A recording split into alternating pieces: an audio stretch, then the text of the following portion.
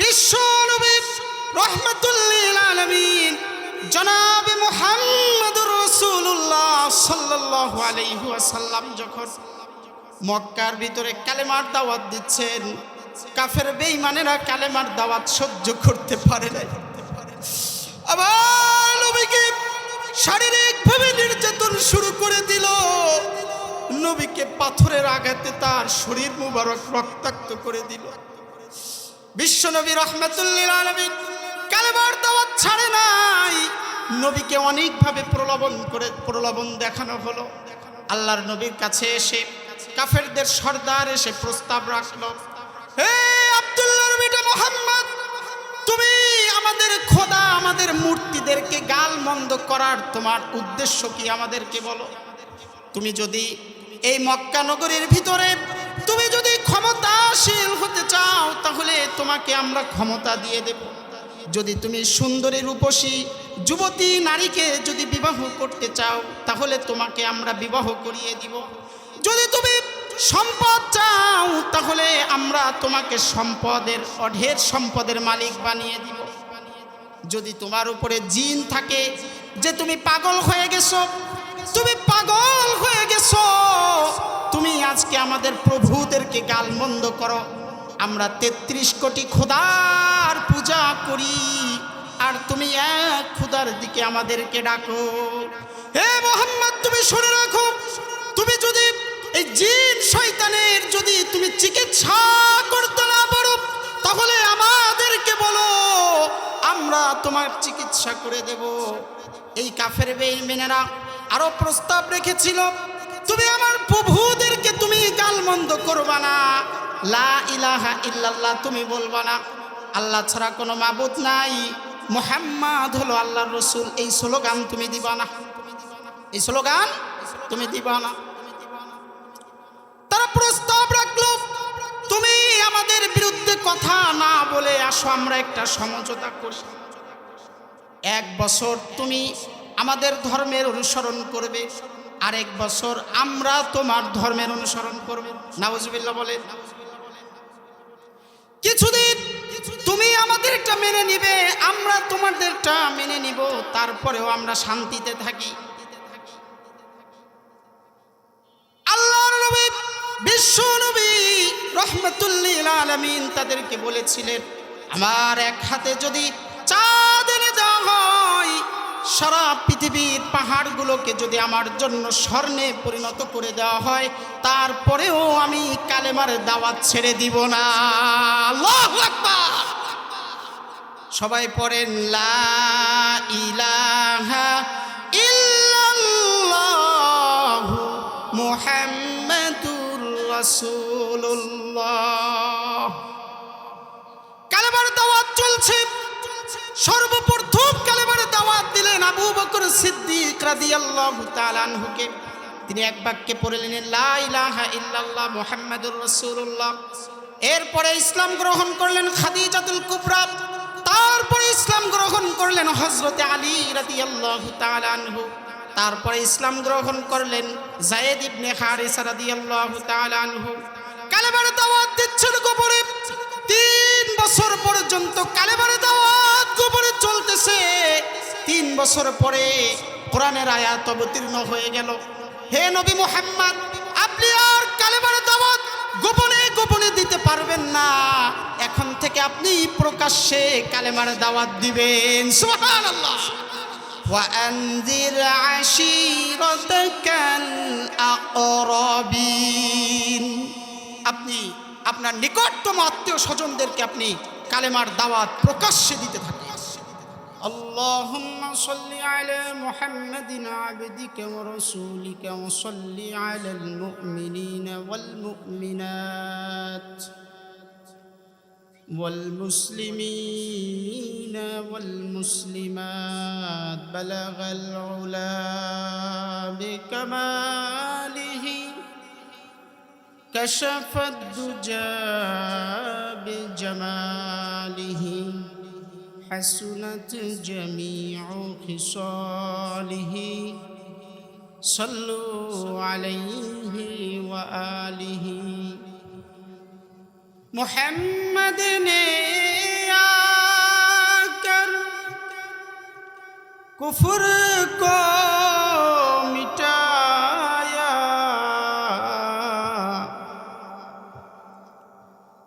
कुफ्र को मिटाकर सदाकत बताया, बलगल उला बिकमालिही कशफत दुजा बिजमालिही हसनत जमीउ खिसालिही सल्लु अलैहि व आलिहि। जिकिर करे ला इलाहा ला इलाहा इल्लल्लाह, जोरे ला इलाहा ला इलाहा ला इलाहा इल्लल्लाह, ला इलाहा ला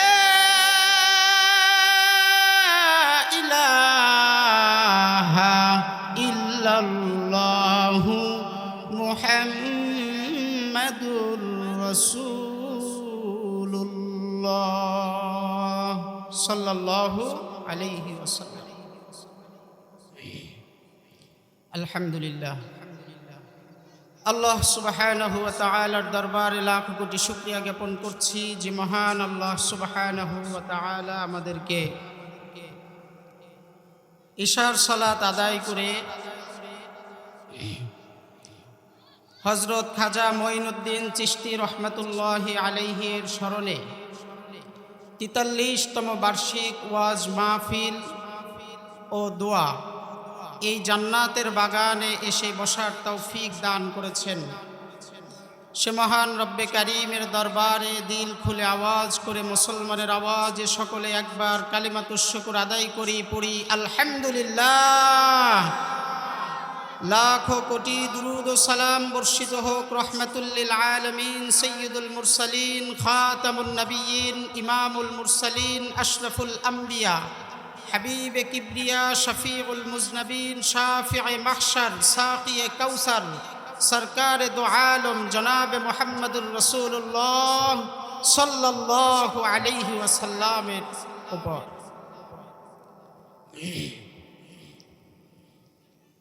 আল্লাহ তাআলা আমাদেরকে এই জান্নাতের বাগানে এসে বসার তৌফিক দান করেছেন। এই মাহফিলকে বলা হয় জান্নাতের বাগান।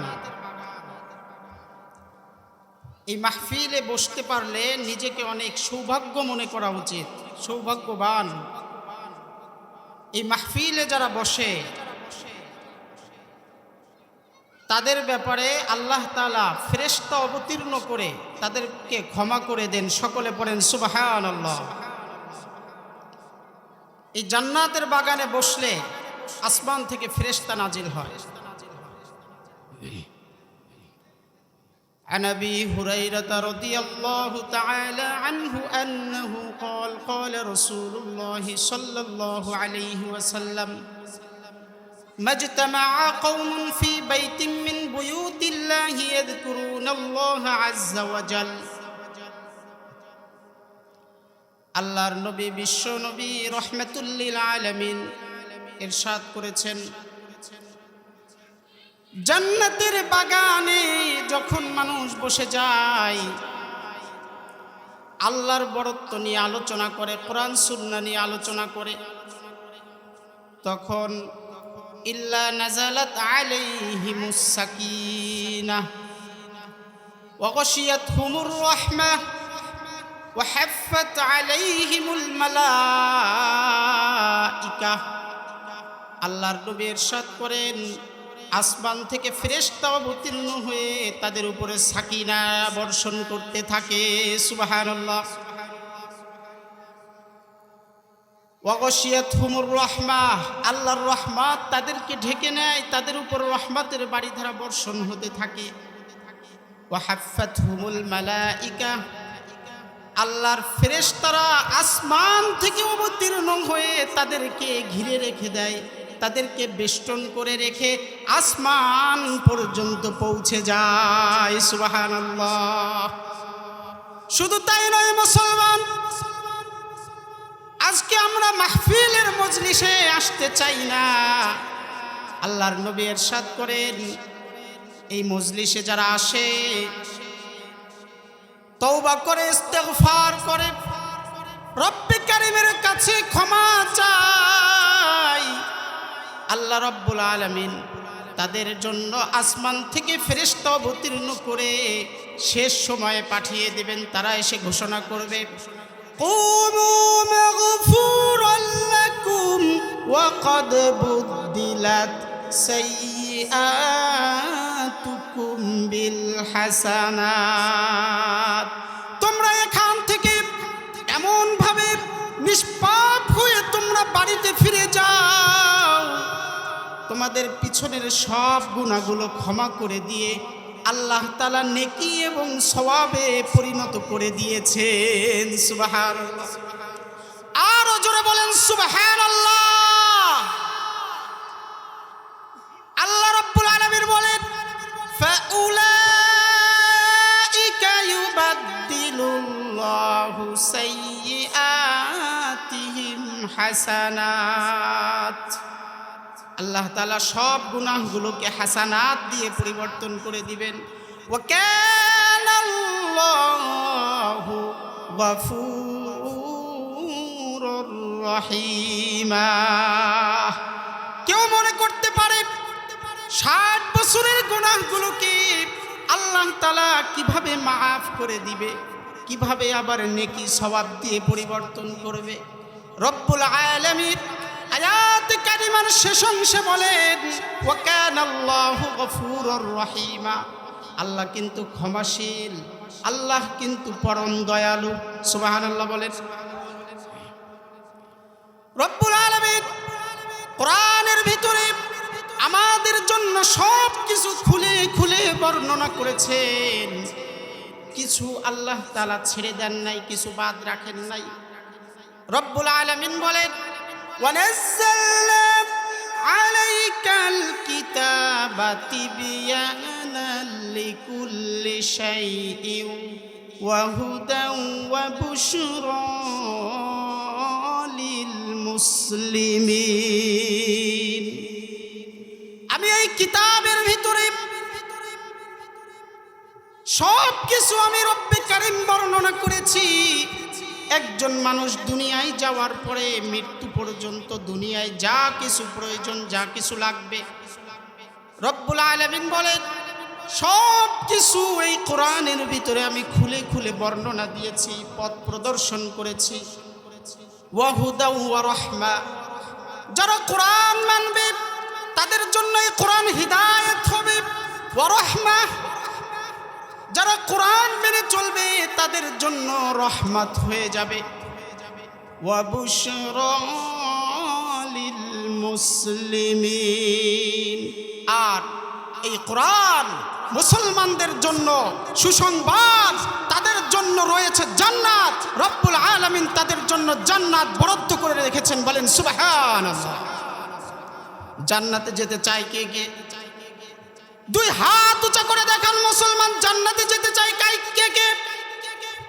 রব্বুল আলামিন আমাদের জন্য জান্নাত বরাদ্দ করে রেখেছেন। আল্লাহ বলেন, ওয়া বুশরা লিল মুসলিমিন। মুসলমানদের জন্য সুসংবাদ। ইন্নাল্লাযীনা আমানু ওয়া আমিলুস সালিহাতি কানাত লাহুম জান্নাতুল ফিরদাউসি নুজুলা। নিশ্চয় যারা ঈমান আনবে, ঈমানের উপরে অটল অবিচল থাকবে, অনড় থাকবে, মজবুতভাবে অবিচল থাকবে। ওয়া আমিলুস সালিহাত, 2 নাম্বার হলো আমালে সালেহ করবে। ঈমানের দাবি অনুযায়ী আমল করতে থাকবে। রব্বুল আলামিন বলেন তাদের আমল আমি নষ্ট করব না। তাদের প্রতিদান কি? কানাত লাহুম জান্নাতুল ফিরদাউসি নুজুলা। নুজুলা, তাদের জন্য রয়েছে জান্নাতুল ফিরদাউস। আল্লাহু আকবার। ঈমান আনবে, আমল সালেহ করবে, রব্বুল আলামিন বলেন তাদের জন্য আমি জান্নাতুল ফিরদাউস প্রস্তুত করে রেখেছি। তাহলে এই কোরআন আমাদের জন্য হিদায়াত, কোরআন আমাদের জন্য, আরো জোরে কোরআন আমাদের জন্য। এখন আপনাদের কাছে প্রশ্ন করি, এই কোরআন কি মৃত মানুষের জন্য নাকি জীবিত মানুষের জন্য?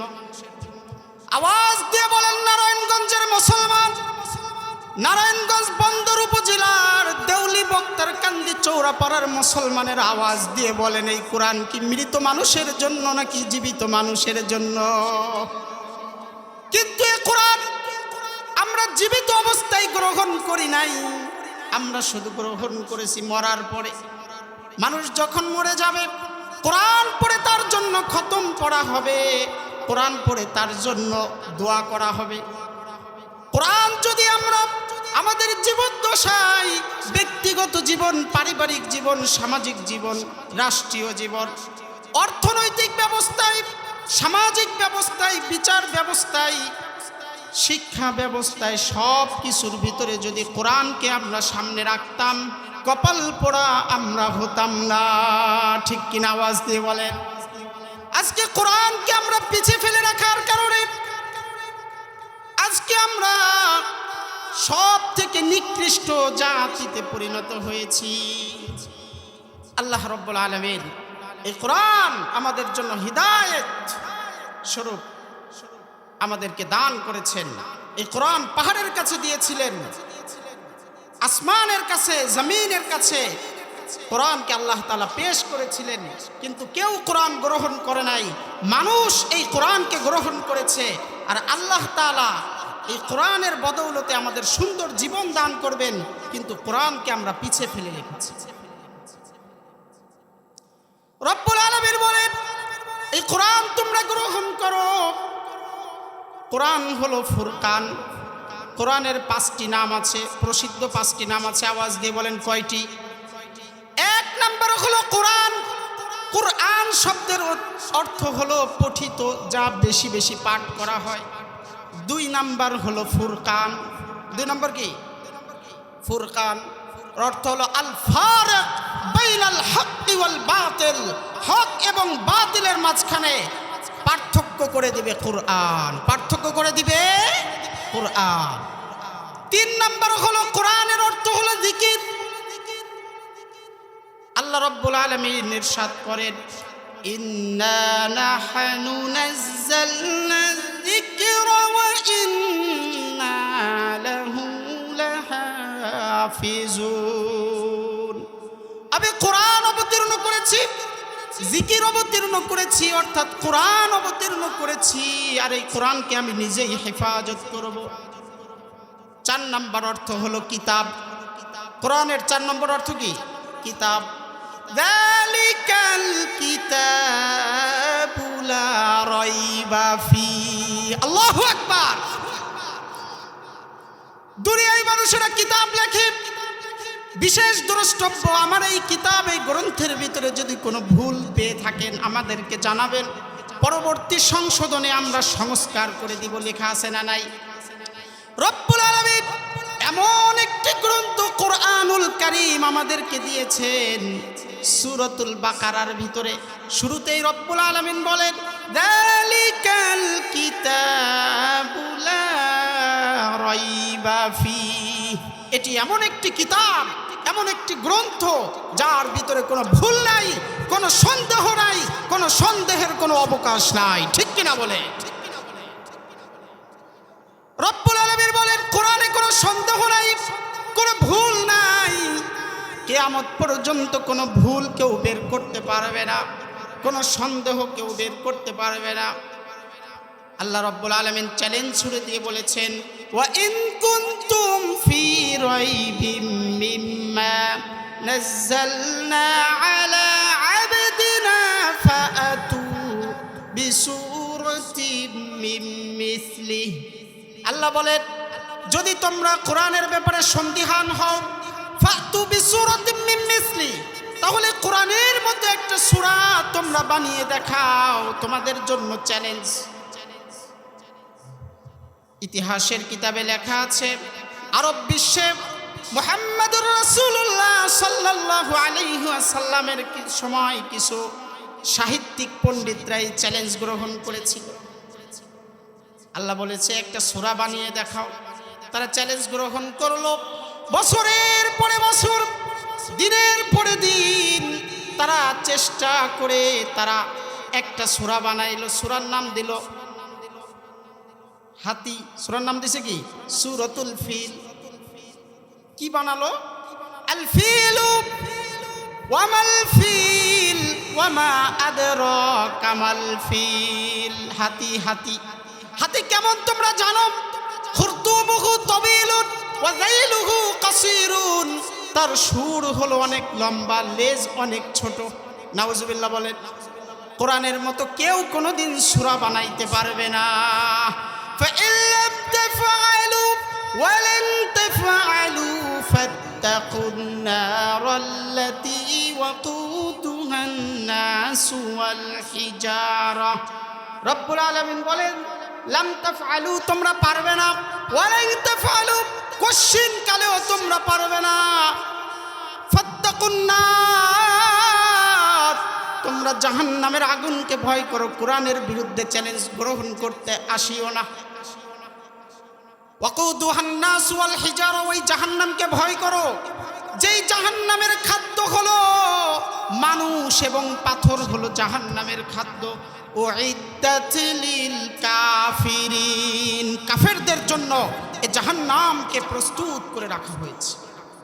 আর মুমিনদের জন্য আছে জান্নাত। মুমিনদের জন্য জান্নাত, মুমিনদের জন্য আল্লাহ তাআলা কোরআনের ভিতরে সব কিছু খুলে খুলে বিবৃতি করেছেন, বর্ণনা দিয়েছেন। কোরআনের ভিতরে একটি সূরা আছে সূরাতুল বাকারা। সূরার নাম সূরাতুল বাকারা। বাকারা শব্দের অর্থ হলো গাভী। আরেকটি সূরা আছে সূরাতুল ফিল, অর্থ কি? হাতি।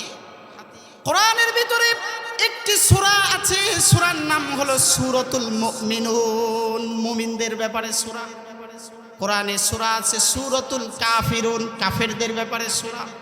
কোরআনের ভিতরে রব্বুল আলামিন একটি সূরা দিয়েছেন, সূরার নাম হলো সূরাতুল মুনাফিকুন। আওয়াজ দিয়ে বলেন সূরাতুল মুনাফিকুন। সূরাতুল বাকারা আছে, সূরাতুল ফিল আছে, সূরাতুল মুনাফিকুন আছে, মুনাফিকদের ব্যাপারে সূরা। সূরাতুল মুমিনুন আছে, মুমিনদের ব্যাপারে সূরা। আল্লাহ রাব্বুল আলামিন মহিলাদের ব্যাপারেও ছাড়েন নাই, মা বোনদের ব্যাপারে আল্লাহ রাব্বুল আলামিন একটি সূরা অবতীর্ণ করেছেন, সূরাতুন নিসা। আল্লাহু আকবার। সূরাতুন নিসা কাফেরদের ব্যাপারে আল্লাহ বলেছেন। আল্লাহর নবী, বিশ্ব নবী রাহমাতুল লিল আলামিন জনাবে মুহাম্মদুর রাসূলুল্লাহ সাল্লাল্লাহু আলাইহি ওয়াসাল্লাম যখন মক্কার ভিতরে কালেমার দাওয়াত দিচ্ছেন, কাফের বেঈমানেরা কালেমার দাওয়াত সহ্য করতে পারে না। আবার নবীকে শারীরিকভাবে নির্যাতন শুরু করে দিল। নবীকে পাথরের আঘাতে তার শরীর মুবারক রক্তাক্ত করে দিল। বিশ্ব নবী রাহমাতুল লিল আলামিন কালেমার দাওয়াত ছাড়ে নাই। নবীকে অনেকভাবে প্রলোভন দেখানো হলো।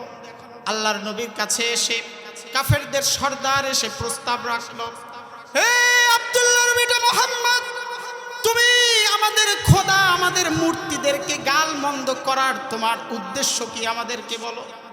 তুমি যদি এই মক্কা নগরীর ভিতরে তুমি যদি ক্ষমতাশীল হতে চাও তাহলে তোমাকে আমরা ক্ষমতা দিয়ে দেব। যদি তুমি সুন্দরী রূপসী যুবতী নারীকে যদি বিবাহ করতে চাও তাহলে তোমাকে আমরা বিবাহ করিয়ে দিব।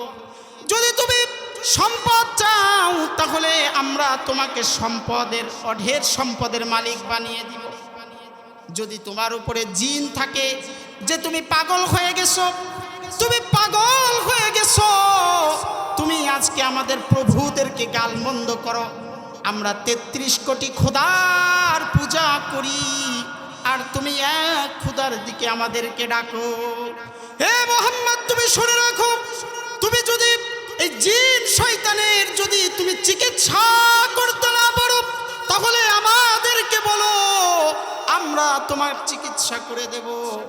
এই কাফের বেঈমানেরা আরো প্রস্তাব রেখেছিল, তুমি আমার প্রভুদেরকে তুমি গালমন্দ করবা না, লা ইলাহা ইল্লাল্লাহ তুমি বলবা না, আল্লাহ ছাড়া কোনো মাবুদ নাই, মুহাম্মদ হলো আল্লাহর রাসূল, এই স্লোগান তুমি দিবা না, এই স্লোগান তুমি দিবা না।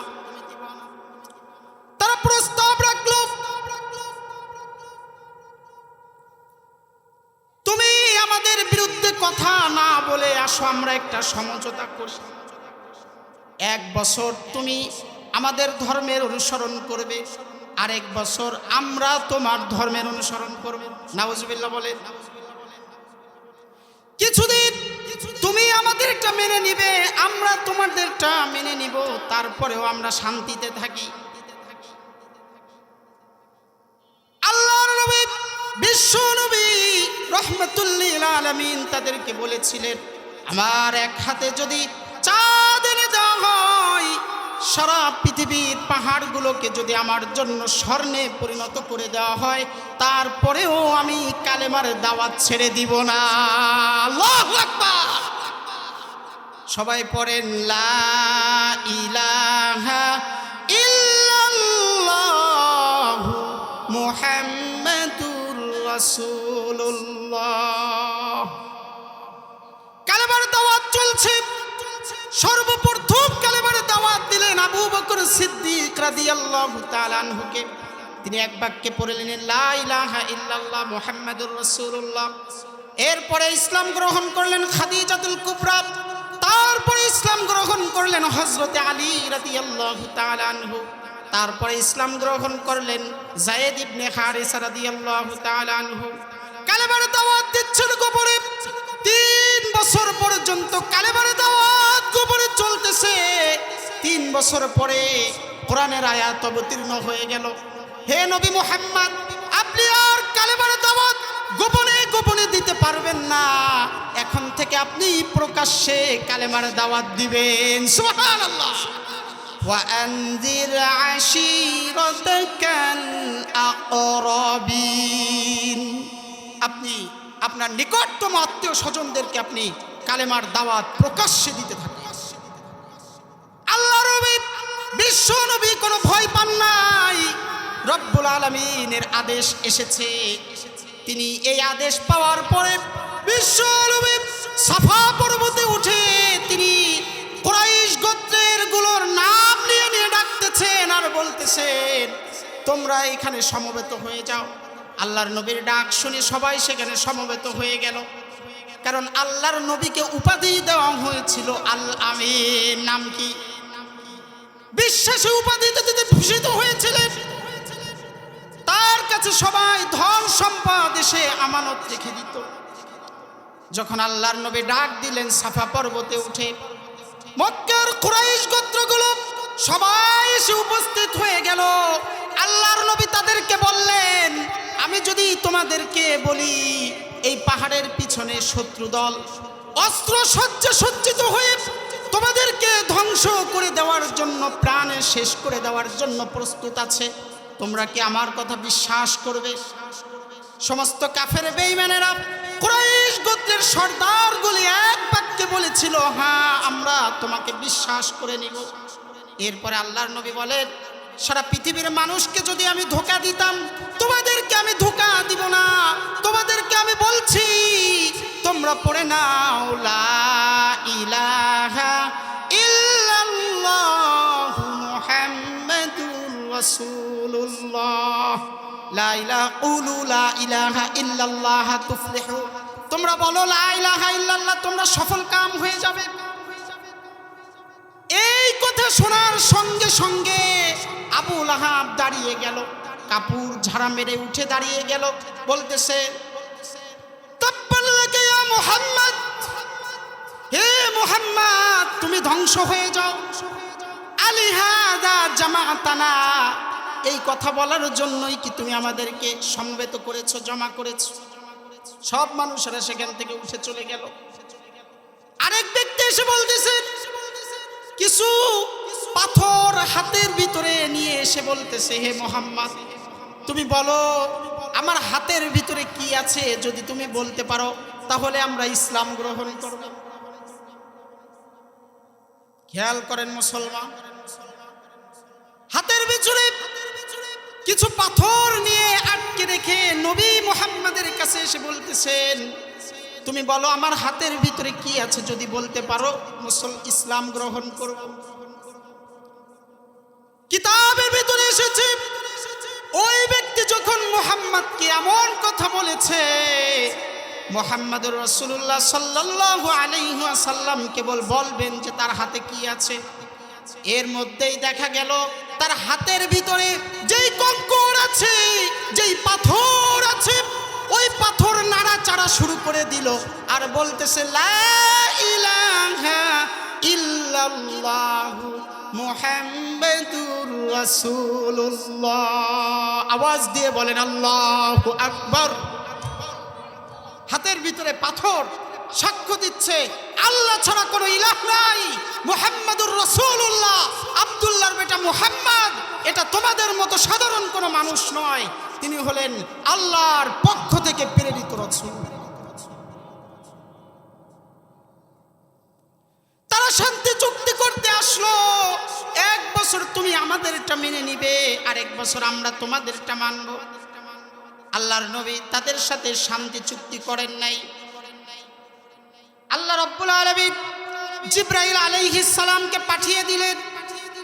কোরআনের আয়াত অবতীর্ণ হলো, কুল ইয়া আইয়ুহাল কাফিরুন, আমার সাথে পড়েন, আইয়ুহাল কাফিরুন লা আ'বুদু মা তা'বুদুন ওয়ালা আনতুম আ'বিদুনা মা আ'বুদ ওয়ালা আনা আ'বিদুম মা আ'বাদতুম ওয়ালা আনতুম আ'বিদুনা মা আ'বুদ লাকুম দীনুকুম ওয়ালিয়া দীন। আল্লাহর নবী তাদেরকে জানিয়ে দিলেন, হে কাফেরেরা, লা আ'বুদু মা তা'বুদুন, তোমরা যার ইবাদত করো আমরা তার ইবাদত করি, ওয়ালা আনা আ'বিদুম মা আ'বাদতুম, তোমরা যেইগুলোর ইবাদতে উপাসনায় তোমরা মগ্ন থাকে ওগুলো আমরা করি না, লাকুম দীনুকুম ওয়ালিয়া দীন, তোমাদের ধর্মের আমলের প্রতিদান তোমরা ভোগ করবে, আমাদের ইসলাম ধর্মের আমলের প্রতিদান জান্নাত আমরাই ভোগ করব। বলেন সুবহানাল্লাহ। তোমাদের সাথে আমাদের কোনো সম্পর্ক নাই। এই কোরআন যদি আমরা গ্রহণ করতে পারি তাহলে আমাদের শান্তি আসবে, ইহকালে পরকালে আমাদের জন্য শান্তি। বাঘে আমাদের কথা শুনবে, জঙ্গলের হিংস্র প্রাণীরা পর্যন্ত আমাদের কথা শুনবে। আল্লাহর নবীর সাহাবী হযরত উকবা ইবনে নাফি রাদিয়াল্লাহু তাআলা আনহু আফ্রিকার জঙ্গলের কাছে চলে গেলেন। রাত্র হয়ে গেল। আফ্রিকার জঙ্গলের কাছে তাদের তাবু গাড়তে হবে। তাদেরকে বলা হলো এখানে তোমাদের থাকতে হবে। হযরত উকবা ইবনে নাফি রাদিয়াল্লাহু তাআলা আনহু আফ্রিকার জঙ্গলের ভিতরে লক্ষ্য করে বলেছিলেন, ইয়া আইয়ুহাল হাশারাত ওয়া ইয়া আইয়ুহাল কিওয়ারাত নাহনু আসহাবু রাসূলিল্লাহি সাল্লাল্লাহু আলাইহি ওয়াসাল্লাম, হে জঙ্গলের হিংস্র প্রাণীরা, আমরা গোলাম আল্লাহর নবীর সাহাবী, ফাইন্না নাজিলুনা, আমরা এখানে অবতরণ করেছি, ফামান ওয়াজাদনা বাদাহু কাতালনাহু, আমরা আজকে রাত্রে এখানে থাকব। হিংস্র প্রাণীরা তোমরা আমাদের জন্য এই জঙ্গল ছেড়ে দিয়ে অন্যত্রে চলে যাও। এই ভাষণ দেওয়ার পরে দেখা গেল আল্লাহর নবীর সাহাবীর ভাষণের পরে বাঘের কাতারে বাঘ, হিংস্র প্রাণীগুলো, সাপ, বেজি বাচ্চা, ডিম আর আন্ডা বাচ্চাগুলো সব কিছু নিয়ে জঙ্গল ছেড়ে দিয়ে তাদের জন্য খালি করে দিয়ে চলে গেল। আল্লাহু আকবার।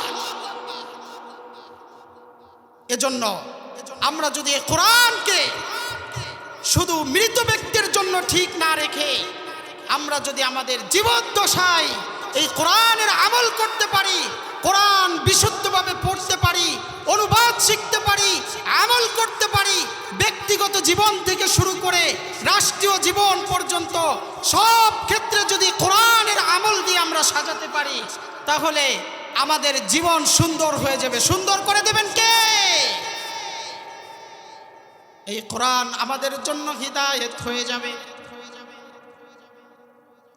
এই কোরআন শুধু আমরা পড়ি কিন্তু আমল করি না। এই কোরআন আমাদের পড়তে হবে, বিশুদ্ধভাবে তিলাওয়াত করা শিক্ষা করতে হবে, আমল করতে হবে। সব ক্ষেত্রে ইসলাম এবং সুন্নাহকে প্রাধান্য দিতে হবে। আমরা মনে করি কোরআন শুধু মসজিদে থাকবে, কোরআন শুধু মাদ্রাসায় থাকবে, কোরআন শুধু পীর সাহেবের খানকার ভিতরে থাকবে। কোরআন দিয়ে জীবন পরিচালনা হতে পারে না, কোরআন দিয়ে ব্যাংক চলতে পারে না, কোরআন দিয়ে রাষ্ট্র চলতে পারে না, কোরআন দিয়ে সমাজ চলতে পারে না, কোরআন দিয়ে বিচার ব্যবস্থা চলতে পারে না। কোরআনের ধারক বাহক যারা আছে তারা কোরআন দিয়ে রাষ্ট্র পরিচালনা করতে পারবে না। যারা মনে করবে এই কোরআন 1400 বছরের আগের কোরআন, এই কোরআন দিয়ে এগুলো চলতে পারে না, তাদের ঈমান আছে না নাই? আরো জোরে বলেন। কোরআনকে যারা মনে করবে শুধু নামাজে তিলাওয়াত করতে হবে, কোরআন সব ক্ষেত্রে চলে না, তাদের ঈমান আছে না নাই? আল্লাহ রাব্বুল আলামিন আমাদেরকে কোরআন সুন্নাহ অনুযায়ী জীবন যাপন করার তৌফিক দান করেন। সকলে জোরে পড়ে আমিন। ওয়া মা আলাইনা ইল্লাল বালাগ ওয়া আখিরু দাওয়ানা আলহামদুলিল্লাহি রাব্বিল আলামিন। আসসালামু আলাইকুম ওয়া রাহমাতুল্লাহি।